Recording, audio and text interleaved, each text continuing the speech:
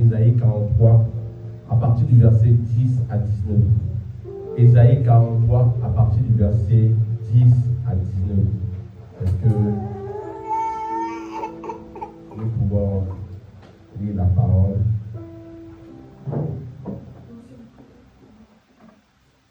Ésaïe 43, à partir du verset 10 à 19. Amen. Je lis la parole dans le nom de Jésus. La Bible dit, on va se lever pour honorer la parole.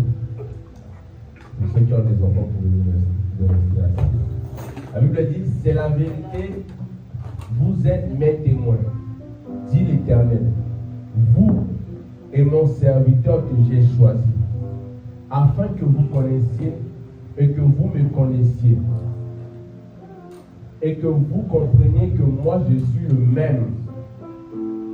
Avant moi, aucun Dieu n'a été formé. Et après moi, il n'y en aura pas. Il n'y en aura personne. Au verset 11.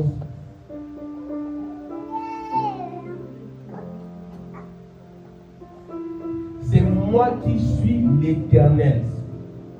Et hors moi, il n'y a point de sauveur. Au verset 12. C'est moi qui ai annoncé, sauvé, prédit, et ce n'est point parmi vous un Dieu étranger. Vous êtes mes témoins, dit l'Éternel. Dieu dit ça 2 fois, que nous sommes quoi? Ses témoins. C'est moi qui suis Dieu. Il répète encore une 2e fois que c'est lui qui suis Dieu. Au verset 13. Je le suis dès le commencement. Et nul ne délivre de ma main. J'agirai, qui s'opposera?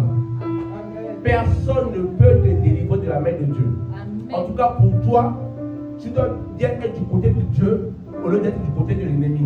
Parce que quand tu es le côté de l'ennemi, Dieu sera contre toi.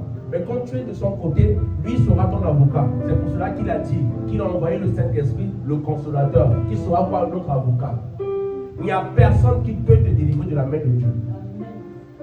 Tous les agents du diable, il n'y a personne qui peut les délivrer de la main de Dieu. Mais tous les agents de l'Éternel qui sont entre la main du diable, Dieu peut aller les délivrer. Au verset 14. Ainsi parle. Oh, j'aime la partie là. Quand on parle de ainsi parle, là c'est la prophétie qui rentre. Ainsi parle l'Éternel, votre Rédempteur, le Saint d'Israël. À cause de vous, j'envoie l'ennemi contre Babylone. À cause de toi, j'aimerais t'annoncer que Dieu envoie des ennemis contre tes ennemis. Amen. Dieu envoie des ennemis contre tes ennemis. Amen. Ceux qui te combattent, Dieu envoie des ennemis contre tes ennemis. Et la Bible dit quoi? J'envoie des ennemis contre Babylone et je fais descendre les fuyards, même les Chaldéens, sur les navires dont ils tiraient gloire. Tous ceux qui tiraient gloire de ta perte, de ton échec, Dieu envoie des ennemis contre eux. Yes. Au verset 15. Je suis l'Éternel, votre Saint, le Créateur d'Israël, votre roi. En fait, Israël n'avait pas besoin d'avoir un roi, parce que Dieu était le roi d'Israël. Dieu était le créateur de toutes choses et il est le roi d'Israël. Il est le saint des saints. Au verset 15. Je suis l'Éternel. Je suis l'Éternel, votre saint, le créateur d'Israël, votre roi. Au verset 16. Ainsi parle l'Éternel. Une deuxième prophétie. Qui fraya dans la mer un chemin et dans les eaux puissantes un chantier. J'aimerais annoncer à tous ceux et celles qui sont combattus par les esprits de mari de nuit que Dieu est capable de frayer un chemin au travers des eaux profondes même pour aller vous chercher, vous sortir par la puissance de cet esprit dans le nom de Jésus. Au verset 17, la Bible dit quoi? Qui mit en campagne des chars et des chevaux, une armée de vaillants guerriers, soudain couchés ensemble pour ne plus relever, anéantis, éteints, comme une mèche. au verset 18. Ne pensez plus quoi aux événements passés. J'aimerais annoncer à quelqu'un prophétiquement, ne pense plus aux événements passés. Ne pense plus aux événements passés. Ne pense plus aux événements passés. Ne pense plus aux événements passés. Je me tiens devant toi, comme Gabriel. Lorsqu'il est venu voir Marie, il a dit, je suis Gabriel. Je me tiens dans la présence de Dieu. Parce que je me tiens dans la présence de Dieu, ta vie va changer. Ta vie va changer. Je suis en train de dire à quelqu'un que ta vie va changer. Ce jour, ta vie va changer. Ce jour, ta vie va changer. Ce jour, ton histoire va changer. Ce jour, ton histoire va changer. La Bible déclare dans Ésaïe 43, à partir du verset 18, ne pensez plus aux événements passés et ne considérez plus ce qui est ancien. Ce qui est ancien. Ne considérez plus ce qui est ancien. Ne considérez plus ce qui est passé. Ne considérez plus ce qui est passé. Que ton regard soit, oh my God, que ton regard soit sur ton maître.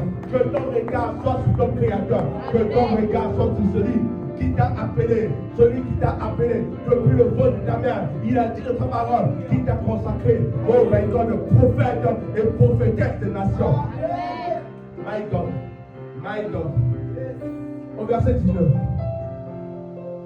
Voici. Amen. La prophétie continue. J'aimerais dire à quelqu'un que la prophétie continue. Voici, je vais faire une chose nouvelle. Sur le point d'arriver, ne la connaissez-vous pas? Je mettrai une fois de plus un chemin dans le désert et des fleuves d'eau dans la solitude. Même pendant ta solitude, même pendant le désert, ne t'inquiète pas, parce que Dieu va tracer le chemin.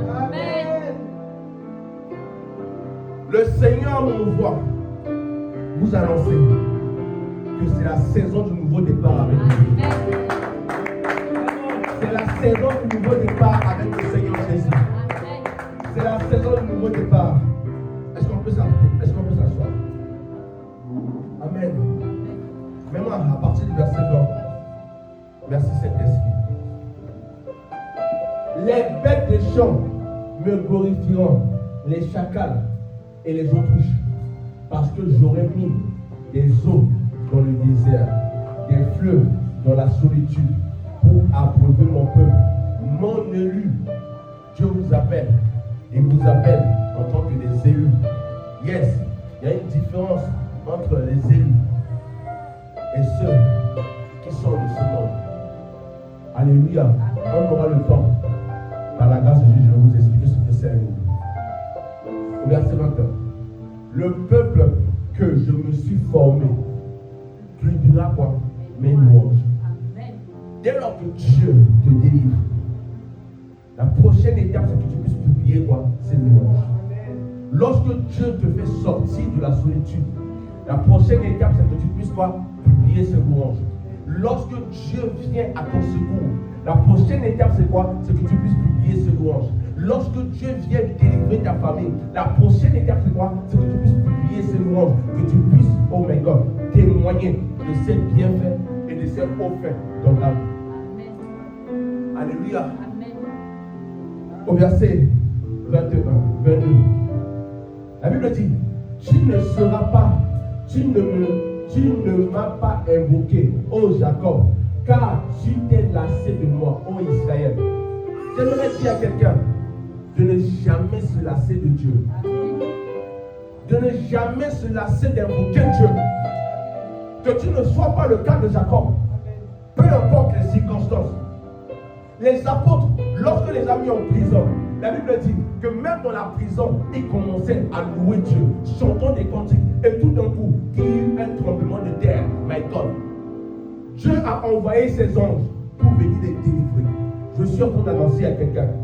Peu importe ta prison, la prison de la peur, la prison de l'échec, peu importe cette prison, je suis en train de parler à cette prison.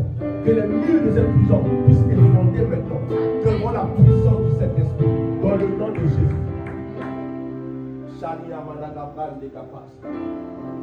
Au verset 23.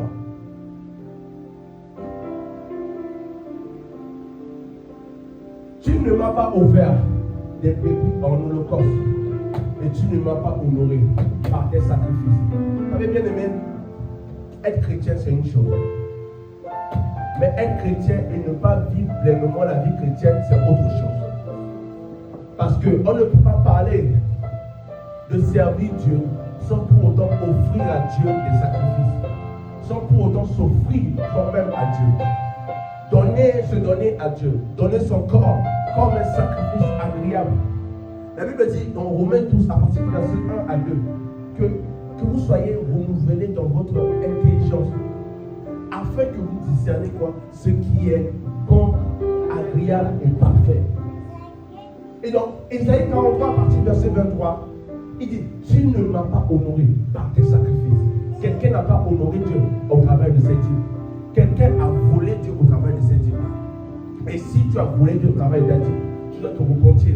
Parce que la dîme fait partie des lois que Dieu nous a données. Ce sont des commandements et c'est un ordre. Il a dit, apportez dans ma maison. Il a dit, apportez. Il n'a pas dit s'il te plaît. Il a dit, apportez dans ma maison. Je ne t'ai point tourmenté pour tes offrandes.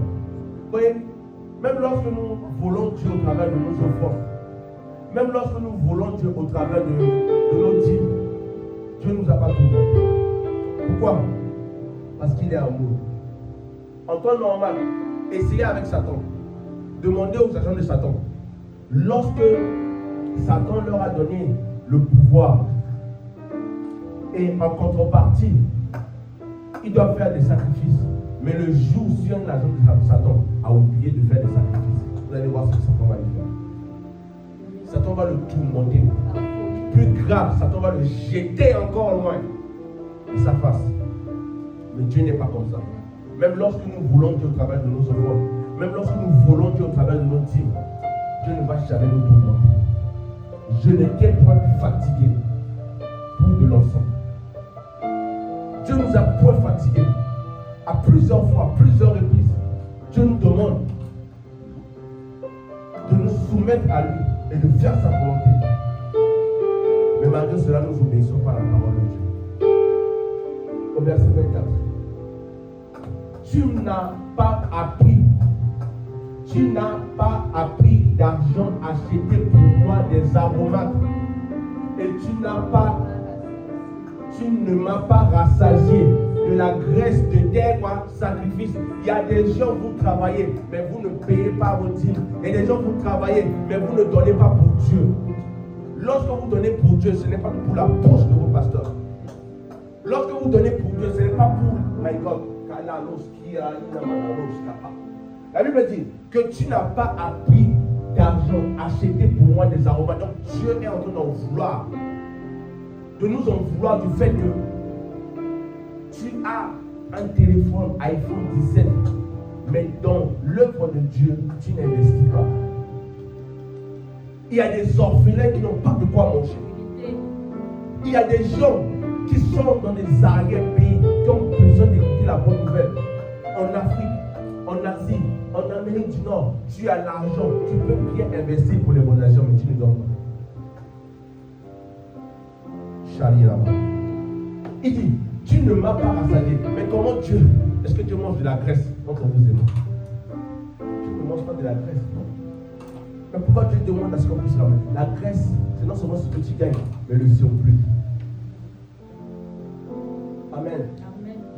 Mais tu m'as tourmenté par tes péchés. Donc, au lieu que nous puissions venir donner à Dieu, le servir, offrir notre corps à lui, nous tourmentons Dieu au travers de nos péchés. C'est pas moi qui le dis, c'est lui qui le dit.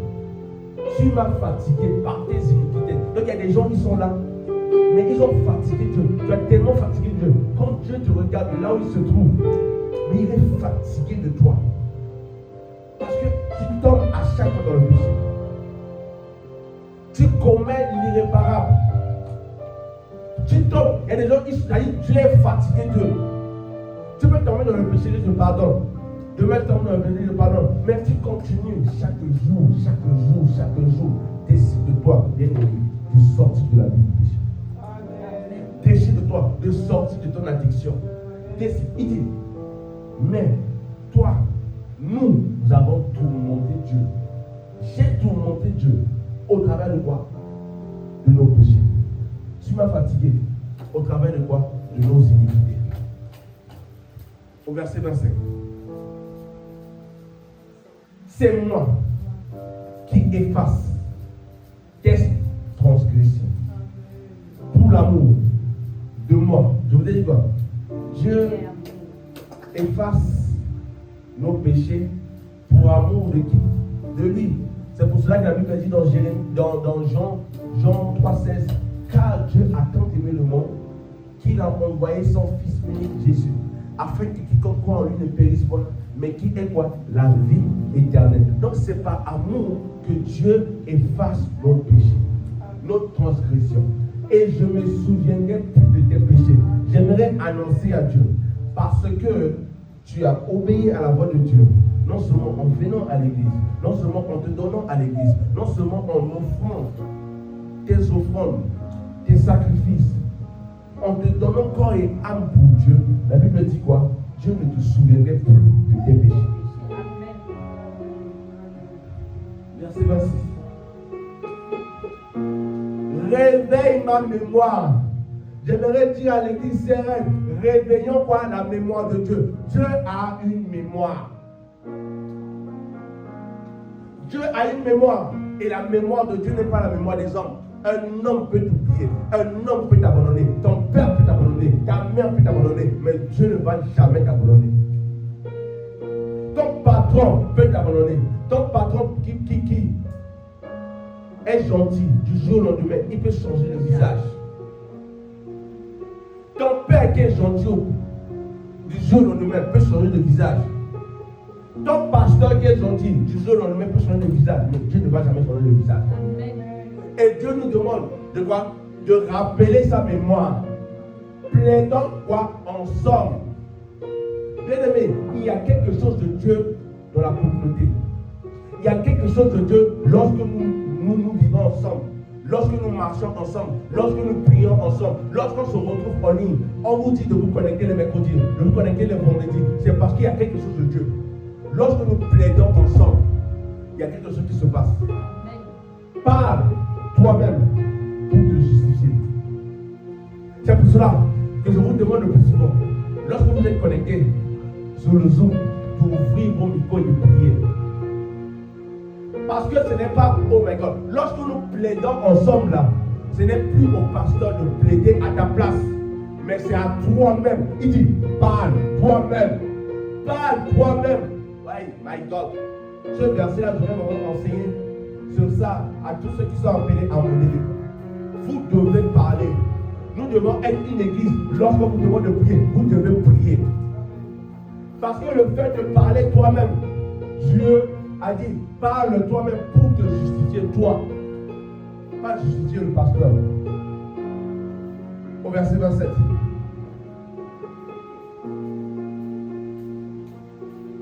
Ton premier père a péché. Notre premier père qui a péché, c'est Adam. Et quels interprètes se sont rebellés contre moi? Au verset 28. C'est pourquoi j'ai traité en profane les chefs du sanctuaire.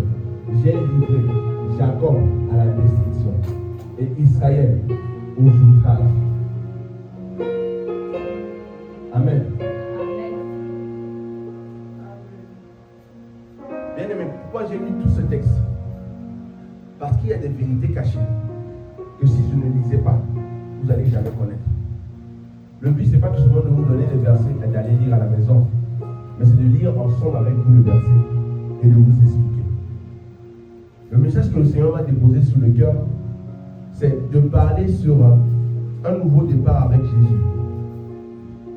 Vous savez, lorsque nous sommes devant le Seigneur, afin de lui présenter nos vies, nos familles, notre travail, notre ministère, notre nation, notre pays, afin qu'il y ait un nouveau départ pour toutes choses.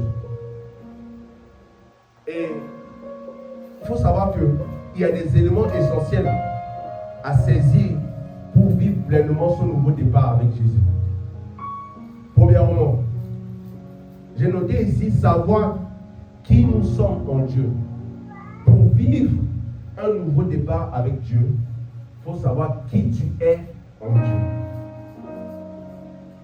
Église sereine, pour vivre un nouveau départ avec Jésus, il faut savoir qui nous sommes avec Jésus. Qui nous sommes en Jésus, autant pour nous. Parce qu'il y a avec et il y a en. Alléluia. Et lorsque nous lisons Ésaïe 43 à partir du verset 1, la Bible nous révèle que Dieu nous connaît même avant notre naissance. Qu'il nous a déjà rachetés et qu'il connaît notre nom. Parfois, nous pouvons douter de nous-mêmes. Parfois, nous pouvons douter de nos valeurs.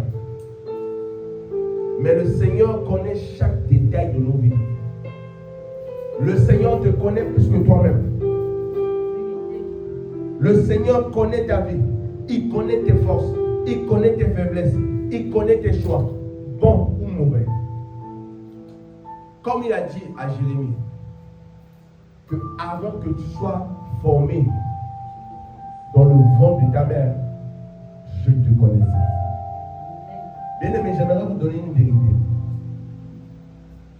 Vous dire que c'est vrai que vous êtes né dans une famille. Vous avez un nom et un prénom.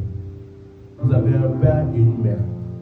Mais avant même d'être dans le ventre de votre mère, avant même d'être dans la pensée de votre père et de votre mère, vous existez déjà en Dieu. Oui, Sarah, tu existais déjà. Lexi, tu existais déjà. Christian, tu existais déjà. Maintenant, pour vous démontrer ça scientifiquement, lorsque un homme et une femme s'unissent, effectivement par le biais du mariage, bien sûr, et qui est un enfant, d'abord, avant d'avoir un enfant, ceux qui ont eu à faire leur cours de biologie, on va nous expliquer que le spermatozoïde, lorsque un homme éjacule, il y a pas des milliers, mais des millions de spermatozoïdes qui sont entrés dans l'appareil génital de la femme. C'est des millions. Et donc dans les millions là, tous ces spermatozoïdes sont en train de courir. Et parmi les millions de spermatozoïdes, il n'y aura qu'un seul qui va courir pour rentrer dans l'ovule. Et dès lors que celui-là rentre dans l'ovule, c'est là où maintenant un enfant peut venir. Amen. Amen. Et c'est excellent. C'est-à-dire que lorsqu'il y a des millions de spermatozoïdes qui sont lancés dans l'appareil génital, en ce moment-là, ce qui se passe sur le plan spirituel, c'est que la femme qui a reçu les spermatozoïdes de l'homme, en ce moment-là, est connectée à la fréquence du ciel pour que le prototype de la personne, de toi, puisse entrer en elle au travers de ces spermatozoïdes qui va courir de rentrer au travers de l'eau. Donc, c'est quelque chose qui n'est pas que seulement sur le plan biologique, mais c'est quelque chose qui est à la fois biologique et spirituel. Parce qu'il faut que lorsque l'ovule là, qui va sortir, le spermatozoïde, qui va sortir et qui va courir, et qui va vraiment courir plus que tous les autres millions de spermatozoïdes, avant de rentrer dans l'ovule, il doit d'abord se synchroniser à la destinée prophétique que Dieu a prédestinée dans le ciel. Dès lors qu'il va se synchroniser à la destinée prophétique que Dieu a prédestinée dans le ciel, c'est là où maintenant le prototype de l'homme, ou du moins de la femme, qui est toi, va sortir au travers de ta maman. Il est important que vous puissiez vous connaître en Jésus. C'est ce qui se passe que je vous suis en train de vous raconter. Amen. Parce qu'il a dit à Jérémie, avant que tu ne sois né, je te connaissais.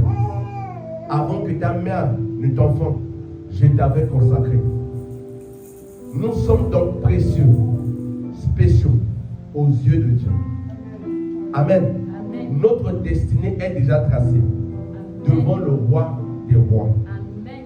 Ne laissez jamais les opinions des autres définir qui vous êtes. Amen. Ne laisse jamais les opinions de ceux qui ne t'aiment pas qui puissent définir ce que tu es réellement. En Jésus, il faut savoir t'aimer.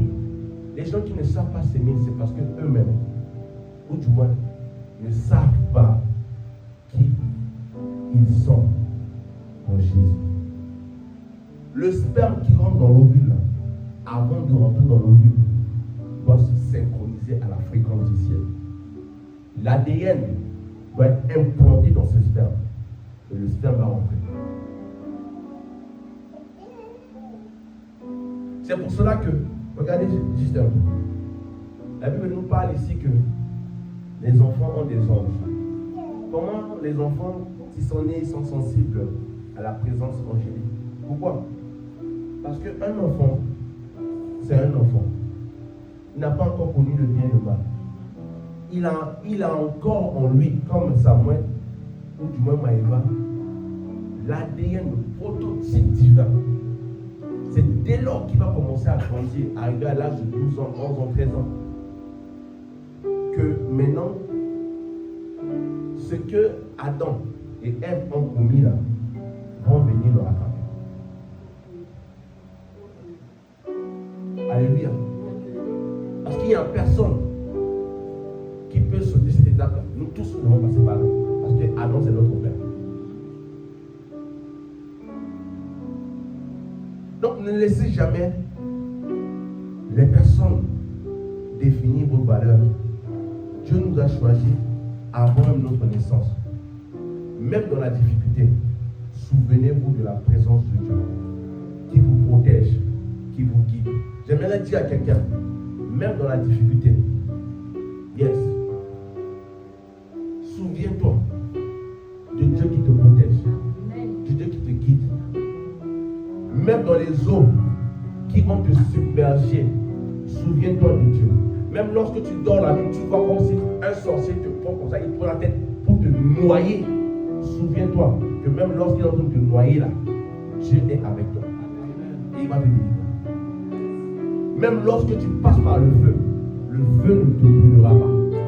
Même lorsqu'on te jette là où il y a des lions, les lions ne vont pas te manger. Comme Daniel, parce que tu as l'ADN du lion de la tribu de Juda. Ce lion-là, c'est un lion hautement mystique. Le lion de la tribu de Juda, c'est Jésus. Lorsqu'il est devant toi, il y a tout le monde, tous les habitants de la terre, tous les habitants de la terre se prosternent devant lui. Parce que c'est le lion de la tribu de Juda. Le régétant de David. Alléluia. Même lorsque le fleuve de la souffrance veut t'engloutir, même lorsque le fleuve de la souffrance veut t'engloutir, j'aimerais te dire que Jésus est avec toi. Jésus nous rappelle dans Matthieu 28 à partir du verset 20 une vérité que j'aimerais vous partager.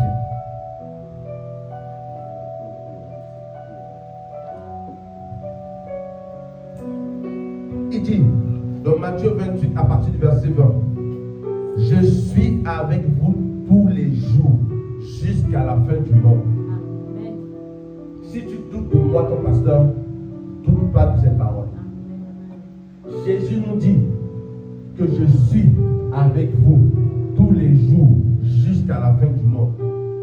Sa présence n'est pas seulement future, mais sa présence est actuelle, constante dans nos vies.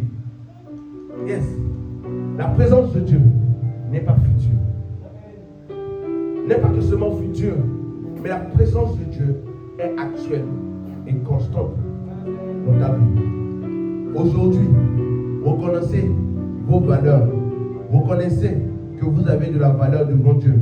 Affirmez votre identité spirituelle parce que vous êtes appelés à vivre pleinement votre destinée prophétique. Nous sommes appelés à vivre pleinement notre destinée prophétique. Quelqu'un est appelé à vivre pleinement quoi? Sa deuxième vérité que j'aimerais vous donner ici, pour aller vite, c'est que parce que nous sommes aimés de Dieu, nous sommes précieux à ses yeux. Parce que tu es aimé de Dieu, tu es précieux.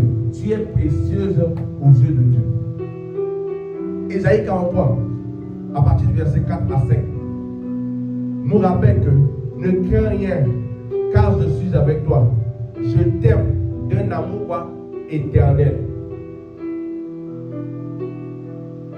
Tous ceux qui sont, ou du moins, qui n'ont pas vécu l'amour de leur Père, qui sont blessés intérieurement, j'aimerais vous dire que Dieu vous dit, ne crains rien, car je suis avec toi. Et il ne s'est pas arrêté que là. Il dit quoi? Je t'aime. Si un homme t'a jamais dit que je t'aime, Dieu te dit qu'il t'aime. Si une femme t'a jamais dit qu'il t'aime, quelqu'un t'aime, Dieu te dit qu'il t'aime. D'un amour quoi? Éternel. Dieu vous aime d'un amour éternel, bien-aimé. Dieu vous aime d'un amour éternel.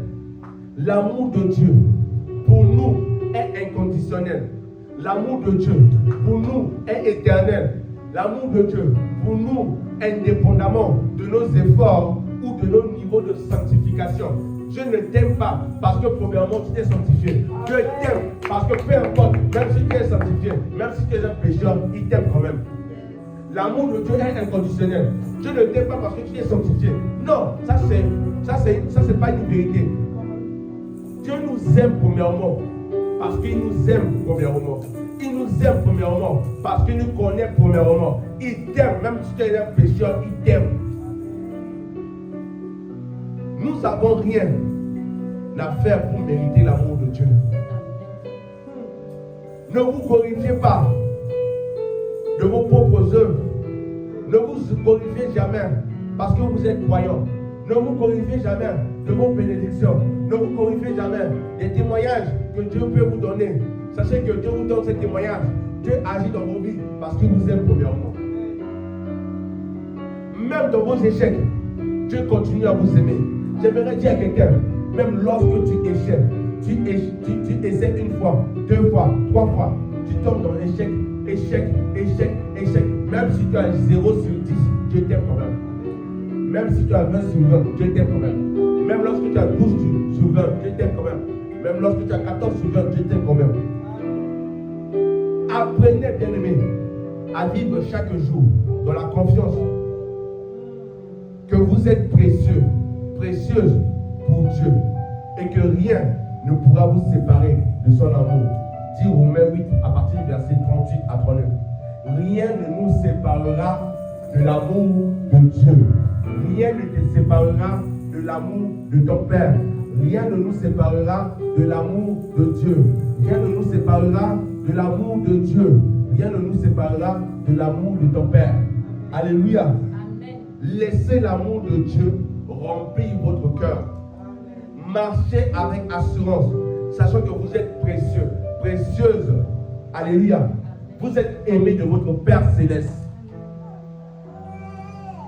Amen. Tu es aimé de ton Père céleste. Troisième vérité, parce que nous sommes les témoins de l'Éternel sur la terre. Nous sommes appelés à être des serviteurs, des servantes de Dieu dans cette génération. Ésaïe 43 à partir du verset 10 nous dit, vous êtes mes témoins. C'est une vérité ici que la Bible nous donne, que nous sommes quoi? Des témoins. Acte 1, verset 8. Mais vous recevez une puissance, le Saint-Esprit survenant sur vous, et vous serez quoi? Mes témoins. Le mot témoin ici en grec signifie martyr. Celui qui se consacre entièrement à une cause et la défend.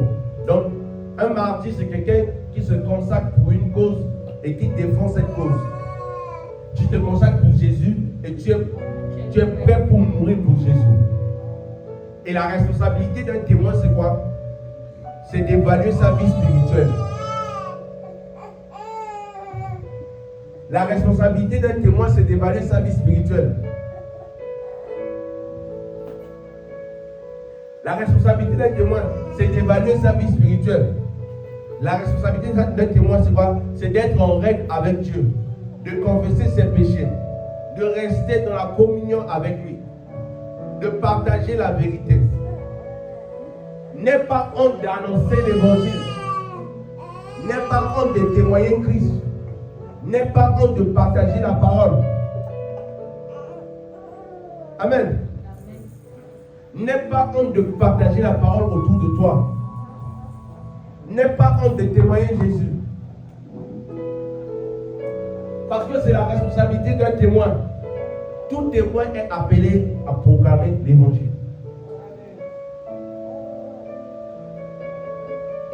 La troisième responsabilité d'un témoin, c'est de croire et de comprendre le message reçu. Un bon témoin croit pleinement au message qu'il porte. Il y a des gens qui vont aller annoncer l'évangile, mais eux-mêmes ils doutent de l'évangile. Et les gens, tu vas aller annoncer l'évangile, tu tombes sur quelqu'un qui connaît un peu la Bible, il va t'embrouiller, quand tu commences à te poser la question, l'histoire de Jésus, est-ce que c'est vrai même? Hein? Tu es un plaisantin. Yes. Non. Quand tu vas aller annoncer l'évangile, tu dois être sûr de toi que ce que tu prêches, c'est la vérité. Tu dois être sûr de toi qu'il y a Dieu dedans, dans ce que tu prêches, dans ce que tu prêches. Dans ton affaire là, il y a Dieu dedans. Mais si toi-même tu doutes de ça, quand tu vas aller devant quelqu'un, on va t'embrouiller et on va te réévangéliser. Tu es devenu musulman. Ça ne sera pas ton cas. Dans le nom puissant de Jésus. Amen. Chaque chrétien est un témoin vivant de Jésus. Au travers de nos actions, de nos paroles, de notre vie, nous devons refléter l'amour et la puissance de Dieu. La question à se poser, c'est quoi? Croyons-nous vraiment au message que Dieu nous a confié? Crois-tu vraiment au message que Dieu t'a confié, bien-aimé? Il y a un message que Dieu met dans ton cœur, au-dedans de toi. Comme il a dit, que je trace devant vous un chemin. Amen. Il trace un chemin dans le désert. Il y a un message que Dieu a mis dans ton cœur. Crois-tu en ce message? Ça peut être un message de sanctification, de repentance, de bénédiction. Mais est-ce que toi-même tu crois en ce message? Parce qu'aujourd'hui, nous devons nous engager. Parce que si nous avons perdu notre chemin dans le péché, Dieu nous offre une nouvelle opportunité de repartir sur une bonne base. C'est pour cela qu'on parle ici de nouveau départ. Et le quatrième point que j'aimerais aborder avec vous, c'est l'invitation que Dieu nous donne. Dieu nous invite, nous tous, à un nouveau départ.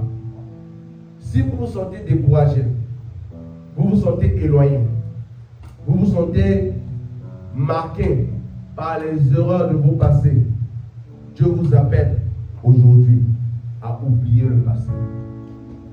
Dieu vous appelle aujourd'hui à regarder à l'avenir que Dieu a préparé pour vous, à marcher dans la nouveauté que le Seigneur veut pour votre vie. Un nouveau départ avec Dieu signifie une libération des chaînes du passé. Un nouveau départ avec Dieu signifie un renouvellement de la foi. Un nouveau départ avec Dieu signifie l'expansion de votre destinée. Dieu veut pour nous un nouveau départ. Dieu veut pour son peuple un nouveau départ. Nous devons nous détacher de notre passé. Nous devons nous détacher de tout ce qui est amitié qui ne rend pas gloire à Dieu. Tu ne peux pas être chrétien et dans ton entourage tu as des païens. Tu dis non, c'est toi qui vas les évangéliser. Non, c'est eux qui vont t'évangéliser. Non, c'est vérité. Tu ne peux pas être chrétien dans un environnement où il y a trop de païens. À moins que c'est ce qu'on appelle comme Paul. Est-ce que vous pensez que Dieu n'était pas intelligent lorsqu'il a choisi Paul pour les païens? Il a choisi Pierre pour les Juifs. Si Paul venait chez les Juifs allaient le lapider. D'ailleurs, c'est lui qui les a sacrifiés. Il les a tués. Il les a ligotés, flagellés. Mais pourquoi Dieu a choisi Paul pour les païens? Parce que Paul devait aller vers les païens. Et Dieu a choisi Pierre, Jean et tout le reste pour le peuple d'Israël. Donc, si ce n'est pas ton appel bien-aimé, ne va pas vers les païens. Parce que tu risques d'être évangélisé par eux. Si ce n'est pas ton appel d'aller vers les musulmans, ne va pas vers les musulmans. Parce que tu risques de devenir musulman. Si ce n'est pas ton appel d'aller vers les témoins de Jéhovah, ne va pas vers les témoins de Jéhovah. Parce que tu risques de devenir témoin de Jéhovah. Si ce n'est pas ton appel d'aller vers les francs-maçons, ne va pas vers eux. Parce que le niveau là, ce n'est pas ton même niveau. Ce n'est pas le même niveau. Hein. Ce n'est pas des enfants. Si ce n'est pas ton appel d'aller vers les rosicruciens, ne va pas vers les gens qui pratiquent la grosse croix. Parce que eux, ils risquent de te faire changer de chemin. Amen. Aujourd'hui, Dieu nous invite à reconnaître notre identité en lui, à accepter son amour éternel, à vivre pleinement notre rôle de témoin. Ensuite, à ouvrir notre cœur à un nouveau départ. En fait, quelqu'un aujourd'hui doit accepter le nouveau départ. Là, je suis en train de recevoir que quelqu'un doit accepter le fait du nouveau départ. Dieu t'a déjà parlé. Il t'a dit de quitter là où tu es. C'est un nouveau départ pour toi. Physiquement, tu as accepté. Mais ton cœur n'a pas encore accepté. Tant que ton cœur n'acceptera pas cette vérité, tu resteras dans ta prison. Tant que ton cœur n'a pas encore accepté cette vérité, tu ne pourras jamais t'épanouir. Tant que ton cœur n'a pas encore accepté cette vérité, les promesses de Dieu pour ta vie, tu ne vas jamais vivre. Tu veux l'argent, tu auras l'argent. Tu veux le mariage, tu auras le mariage. Tu veux le travail, tu auras le travail. Mais tu dois avoir un nouveau départ. Il faut accepter un nouveau départ. Et ma prière pour vous, que cette semaine soit une semaine de renouveau, de guérison, d'alignement avec la volonté de Dieu. Que cette semaine, Dieu nous emmène dans une autre dimension. Que notre cœur accepte le nouveau départ que Dieu a préparé pour nous. Est-ce qu'on peut se lever? J'ai terminé mon message. Alléluia. Nous allons prier. Le Seigneur est merveilleux.